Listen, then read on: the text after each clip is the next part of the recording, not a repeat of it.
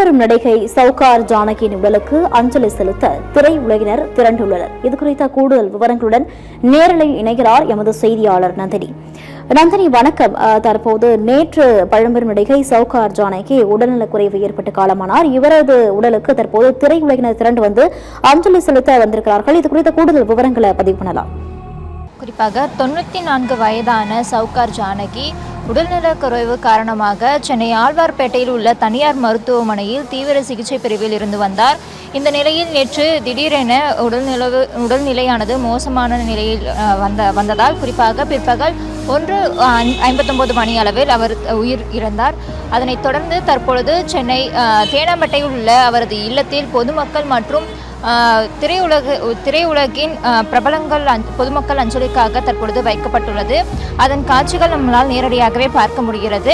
நமது ஒளிப்பதிவாளர் சிவா தற்பொழுது காண்பித்து வருகிறார். குறிப்பாக இவர் 1931ஆம் ஆண்டு பிறந்த சங்கரமஞ்சி ஜானகி 1950ஆம் ஆண்டு வெளியான தெலுங்கு திரைப்பட சவுகாரு மூலம் திரையுலகிற்கு அறிமுகமானார். அந்த படத்தின் பெயரே பின்னர் அவரது பெயருடன் இணைந்து சவுகார் ஜானகி என்ற நிலைத்தது. குறிப்பாக தெலுங்கிலும் அறிமுகமான அவர் இன்று 2 ஆண்டுகளுக்கு பிறகு தமிழ் திரையுலகில் கால் பதித்தார். குறிப்பாக TR சுந்தரம் இயக்கத்தில் 1952ஆம் ஆண்டு வெளியான வளையாபதி திரைப்படம் அவரது முதல் தமிழ் படமாக அமைந்தது. தமிழ் மட்டுமின்றி தெலுங்கு, கன்னடம், மலையாளம் உள்ளிட்ட பல்வேறு மொழிகளில் 350க்கும் மேற்பட்ட திரைப்படங்களில் நடித்துள்ளார்.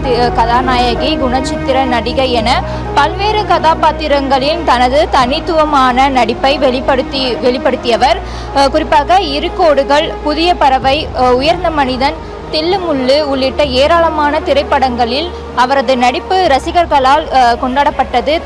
திரைப்படங்களை தாண்டி நாடகம், தொலைக்காட்சி தொடர்கள் உள்ளிட்ட துறைகளிலும் தனது பங்களிப்பை வழங்கியுள்ளார். குறிப்பாக இவர் திரையுலகில் சவுகார் ஜானகியின் நீண்டகால பங்களிப்பை கௌரவிக்கும் வகையில் மத்திய அரசு 2022ஆம் ஆண்டு பத்மஸ்ரீ விருதும் வழங்கியுள்ளது. மேலும் தமிழ்நாடு அரசின் கலைமாமணி விருது, பிலிப்பேர் வாழ்நாள் சாதனை விருது உள்ளிட்ட பல்வேறு விருதுகளையும் அவர் பெற்றுள்ளார். குறிப்பாக 2 நந்தி விருதுகளையும் அவருக்கு கிடைத்துள்ளது.